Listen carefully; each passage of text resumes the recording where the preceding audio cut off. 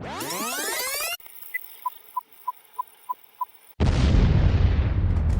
in a lot of trouble.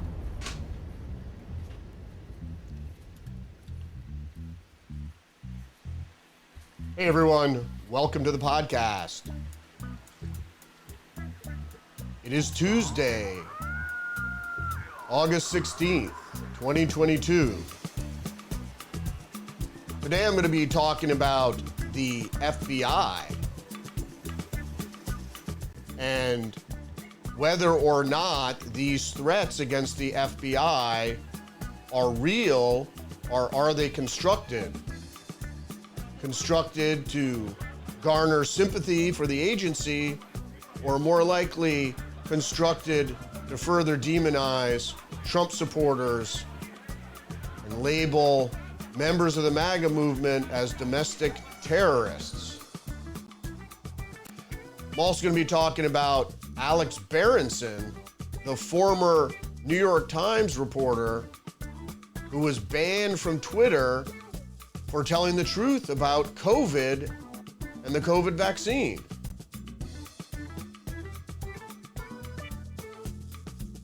Now, apparently he sued Twitter, and during discovery, we found out that it was actually the White House who directed Twitter to ban him. I'm also going to be talking about the World Economic Forum and their plan to use AI to police online abuse. I'll be talking about these stories and more coming up right now. The word of the day is lawfare. The use of the law by a country against its enemies, by challenging the legality of military or foreign policy.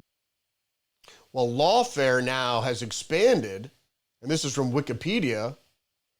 Lawfare is the use of legal systems and institutions to damage or delegitimize an opponent or to deter individuals' use of their legal rights.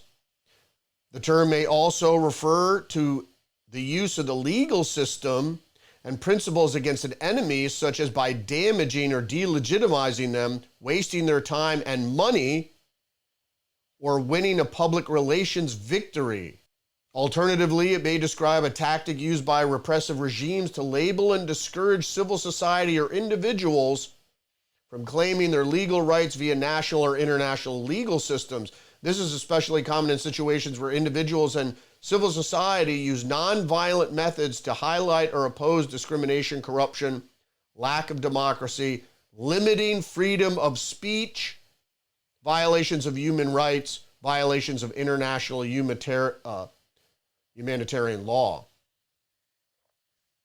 So I do have a reading recommendation today. Lawfare as a Weapon of War. And the description for this book says, international military interventions endanger soldier and civilian lives, can be financially costly and risk spiraling out of control. One incident which exemplified the risk involved a U.S. and U.K. wish to stop a Russian ship from delivering helicopter gunships to the Assad regime in Syria in 2012. Forcibly intercepting a Russian ship to transit could have risked World War III. So they developed an alternative, non-confrontational maneuver. Instead of military intervention, the UK persuaded the ship's insurer, London Standard Club, to withdraw the ship's insurance using legal means. So there are many ways to use legal means to undermine your opponent. I'm going to shift gears a little bit here. This is from Business Insider. Trump is privately pushing the theory the attack on an Ohio FBI office by a Trump supporter, a supposed Trump supporter, was a false flag. Former President Donald Trump is suggesting that those around him, that one of his supporters who was shot dead attempting to breach an FBI building was actually part of a false flag operation. Now, I have said this because it doesn't seem right. It stinks to high heaven that a guy purportedly tried to get into the FBI office. I wasn't sure if he was armed or not, but he was trying to get into a secure area and then left. And then this man apparently was pursued by police, or a man was pursued by police in his car and shot to death. Trump has been publicly silent about the armed man who on August 11th tried to enter the FBI office near Cincinnati, prompting a standoff with police, which we have no evidence actually occurred. They say this guy's name is Ricky Schiffer and that he's been on the agency's radar for some time. And then apparently he posted on Truth Social, Trump's site, about wanting to commit violence and describing what he wanted to do on the forum. So if you really want to perpetrate an attack, not saying that you should, I'm saying you shouldn't, but it's counterintuitive to post your intentions online and then go do it, because if anybody might be monitoring you, like apparently this guy was on the radar, that they'd know you were trying to do something like that. And maybe they'd let you do it. Or maybe it's all a construct. Schiffer might have actually been someone acting to discredit Trump supporters. Per Rolling Stone, the sources described him as a false flag theory, the idea for which there is no evidence, is reminiscent of false flag claims that Trump's most fervent online supporters, those spread across far right. The point I'm trying to make is it would benefit the FBI and the establishment, the deep state or the administrative state, to perpetrate such a thing. And since there's a lack of evidence that's available for the public to see, I consider it unlikely to be an organic event. It seems synthetic to me. I don't know, but we're going to go through a couple more right now. So this is from the Gateway Pundit. Man killed in standoff after trying to break into Ohio FBI building was on radar of federal authorities for months because he might have attended a Trump rally. The man, now identified as Navy veteran Ricky Schiffer, so he was in the Navy, so he could very well be sheep-dipped. That might likely have been the case, that this guy, although I think he's a real person, at least a person that was shot to death, because I saw interviews of people that knew the guy, so that leads me to believe that it was a real person. But like I said before, the FBI could call local law enforcement, say, you know, here's this guy, he just tried to break into our office armed, and he's driving this car, and he's located here, or what have you. And then the police respond and end up shooting the guy. But since the guy is dead, there won't be a trial, so we won't really see any evidence. So it gets memory hold, all the evidence. This is from the Daily Mail. Revealed shooter who slammed car into barricade near U.S. Capitol before opening fire and killing himself is 29-year-old drug addict who had been arrested for making terrorist threats. Now, I'd talked about this before, that it seems very similar to the Miriam Carey event, where someone she drove to the White House and just slammed into the barricades trying to get into a secure area with her motor vehicle and then was shot to death. This guy shot himself. Seems a little bit like mind control. We don't know. We don't even know if, to be honest with you, there's no independent verification that this actually even existed, that this event even happened. So we don't know. So to me, it seems like a lot of demonization is going on, and that it's hard to prove that these events are even organic.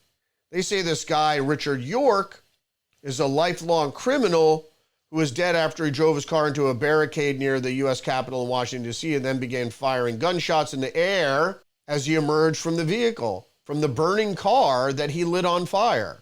So York has a criminal record mainly in Pennsylvania going back to 2012. In a statement identifying York, it's not really clear why he chose to drive to the Capitol complex. So with a lot of these instances, there lacks motivation. And so that's a red flag right there. Not a false flag, but a red flag. So that's a red flag. Also, not having evidence of a violent event that supposedly occurred that's another red flag.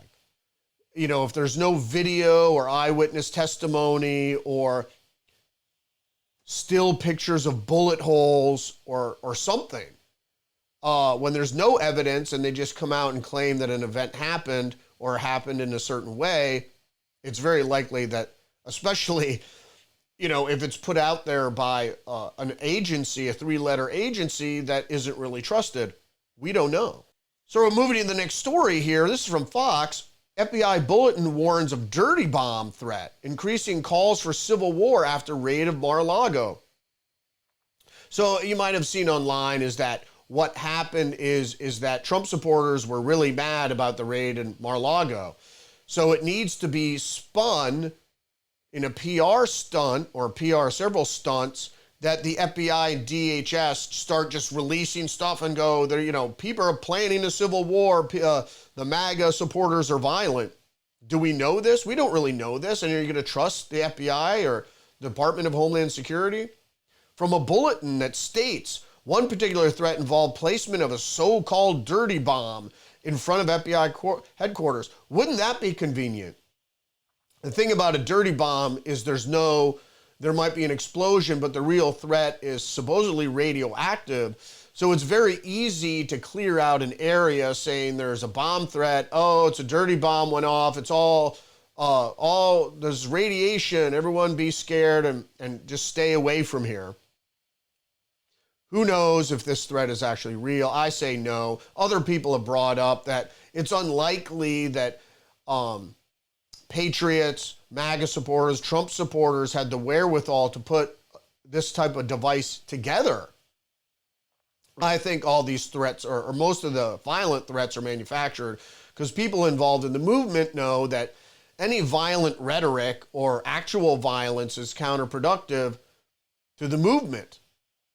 You know, if you're part of a movement that promotes liberty and you're going to do things to put yourself in jail, well, that's counterintuitive because you won't have liberty if you're in a hole somewhere, in a jail cell. And that's where they put you so far down that you won't be able to talk to anybody. General calls for civil war and armed rebellion have also increased in recent days on social media. I have also heard these and I have anecdotal reports.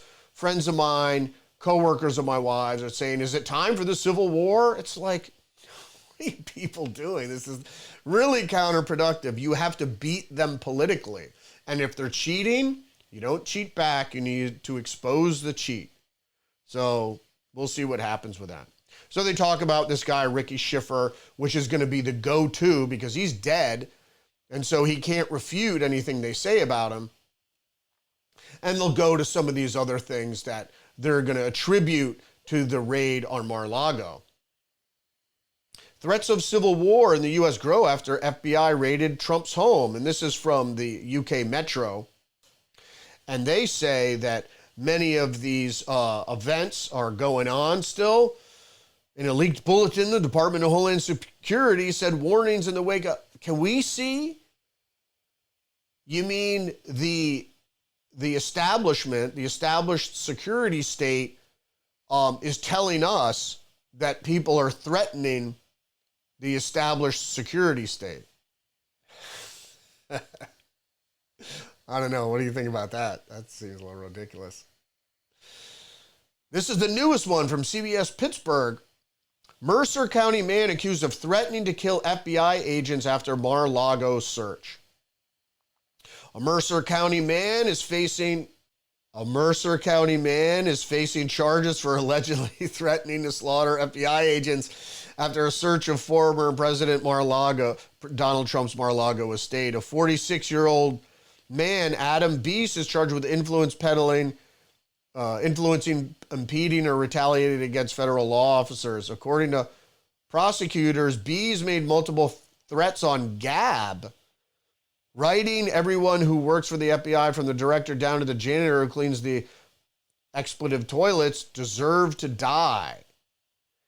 Hey, feds, we are the people that cannot wait to water the trees of liberty with your blood. I'll be waiting for you to kick down my door. like I said, any sort of rhetoric like this online, on social media, what are you, a poser? What are you trying to do? You know, if you have any intention of retaliating or even combating authorities, which is unwise and counterproductive, that you should just keep that to yourself. But if you're a poser, I guess, trying to be tough, you know, do whatever you want, but you're being counterproductive, or you're glowing. You're working for the FBI doing this, whoever you may or may not be. This guy Bees doesn't say much about who he is. This is from the Bozeman Chronicle. They give you a little more information. Adam Bees faces one count of influencing, impeding, or retaliating against federal law enforcement. Here we go.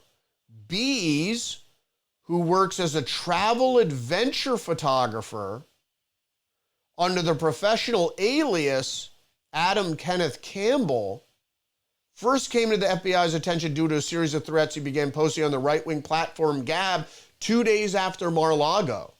It was not clear from court filings whether he had retained an attorney. Blank focus. According to a criminal complaint filed in a case, the Bureau's domestic terrorism tracking group flagged posts from his account Blank Focus, including one in which he said the only goal was to kill as many agents as he could before he dropped. And then it says some of Hey Feds. We already went over what he said, but let me tell you something. Is that a guy who works as a travel and adventure photographer under an alias sounds like a spook, like CIA. Because this alias and this cover as travel adventure photographer would let you move from country to country with a camera and doing whatever and not be questioned. So the fact that this guy has an alias and is a travel adventure photographer leads me to believe, and that the fact that he's posting all this crap leads me to believe that he goes on. This is good because it gives us a lot. I threw away my 25-year career in software marketing after refusing the coronavirus vaccine, me as well, in order to pursue a career as an international troll funded by my own art. So a backstory like this gives him credibility in the movement. We don't know if this is true. His professional photography website features a lengthy history of his disappointment with various jobs he's previously held and financial instability he blames on forces shaping the American economy. Yeah, disgruntled. Incendiary diatribes. Armed rebellion, civil war, yeah. I say this guy is glowing. I don't believe it in a minute. Because now there's been a parade of instances, as we just chronicled. So moving on, Alex Berenson, if you didn't know, was a White House reporter, New York Times reporter, and reported here in the New American, the White House told Twitter to ban me for challenging COVID vax narrative. Smoking gun messages from inside Twitter show the White House pushed the leftist social media giant to shut down Alex Berenson, a former New York Times science scribe who played a key role in discrediting the deep state's China virus and vaccine narratives. And Twitter did ban him, but in a recent lawsuit, he was reinstated, and this is in Discovery. This is where he got all this information. This is from Outkick. Alex Berenson posts documents that showed Biden administration pressuring Twitter to ban him. Berenson posted the documents on Friday showing Twitter employees in April 2021 discussing a meeting with Adam Slavitt, senior advisor to President Biden's COVID response team. Slavitt called Berenson the epicenter of disinformation. And it turns out all of Alex Berenson's information was correct. And he was just echoing most of the stuff I already knew. But it's great to have somebody like that who is a renowned journalist and is out there putting the evidence out. But some of us who have been reading the evidence, we already knew all this. From the Daily Caller, Biden administration secretly pressured Twitter to ban prominent critic for COVID takes. And we know exactly what happened here. Twitter suspended Berenson's account on August 28th, 2021 for a tweet they later acknowledged didn't violate their rules, then reinstated him in July as part of a settlement in Berenson's lawsuit against the company. According to documents, the White House had pressured Twitter to remove him 4 months before his suspension. Berenson had drawn flack from both liberals and conservatives over his reporting. He had been a polarizing figure online for his analysis of the COVID-19 pandemic and Biden administration's response. And the vaccine. I mean, all of the stuff we already knew, he was just reporting on. And now it's common knowledge. So the COVID vaccine is unlikely to give you long-lasting protection. Again, from the Daily Caller, World Economic Forum wants to use AI to automatically censor speech on the internet. The World Economic Forum proposed a new way of censoring online content that requires a small group of experts to train artificial intelligence on identifying misinformation, like maybe Alex Berenson's misinformation, and abusive content. The WEF published an article Wednesday outlining a plan to overcome frequent instances of child abuse, extremism, disinformation, hate speech, and fraud online, which the organization said cannot be handled by human trust and safety teams. The WEF proposed an AI-driven method of moderating online content where subject matter experts could provide training sets to the AI so it could learn to recognize and flag or restrict content that human moderators would deem dangerous. The system works through human-curated multi-language or language databases. We went over this before. Off-platform intelligence. See, the problem is with AI is who's training the AI, and anyone can train the AI, and then the AI goes out and does, its own will if it becomes sentient, and it might start to reason in the way it was trained. So depending on who's training the other AI. Trust and safety teams can help the AI with anomalous cases, allowing it to detect nuances in content that a purely automated system might not otherwise miss and interpret. So, and here's the actual article from the World Economic Forum. The solution to online abuse, AI plus human intelligence. With 63% of the world's population online, the internet is a mirror of society, speaks all languages, contains every opinion, and right now it contains every opinion, and it hosts a wide range of sometimes unsavory individuals, of course. Like Trudeau said, unacceptable opinions. As the internet has evolved, so has the dark world of online harms. Trust and safety teams, platforms responsible for removing abusive content and enforcing platform policies are challenged by an ever-growing list of abuses such as child abuse, extremism, and disinformation, hate speech, and fraud, and increasingly advanced actors misusing platforms. And so they just want to go against contrarians or anybody who is going to question the authority of the corporate world government. And last off, we just have a quick article from Reuters. CIA sued over alleged spying on lawyers, journalists who met Assange. Well, we know this to be true. They wanted to assassinate Assange, and they want to torture Assange, and they want to abuse the lawyer-client privilege of Assange. A group of journalists and lawyers sued the CIA and its former Director Mike Pompeo over allegations the intelligence agency spied on them when they were visited WikiLeaks founder Julian Assange during his stay in Ecuador's embassy in London. Privacy rights were violated of lawyers by allegedly spying on them. I mean, everybody's spied on, and they don't, the CIA or the FBI for that matter, these agencies, they don't consider your rights under the law. Those rights are meant to be violated because it's national security, and national security trumps everything. So there's no need to hide behind the law or your rights or your liberties or anything, because as far as they're concerned, they just don't exist. And that's the problem. There's a two-tiered, and there's always been castes in society. If you're in the establishment class, the laws of the little people, the protections and civil rights, individual liberties of the little people shouldn't concern you. Because they are indeed above the law. All this talk about people not being above the law, there are two sets of laws, and that's why there's no justice. There's the protected class and the groups that the protected class wants to protect, and then the groups that the protected class wants to attack. And they remove the hedge of protection that individual liberties afford all men that are supposedly created equal. All right, so for me, Rudy's Revelation. I'll see you tomorrow. Don't forget to like, subscribe, follow me on social media, Twitter, Facebook, Getter, Minds.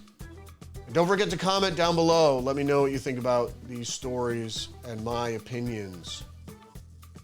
All right, see ya. This is a conspiracy.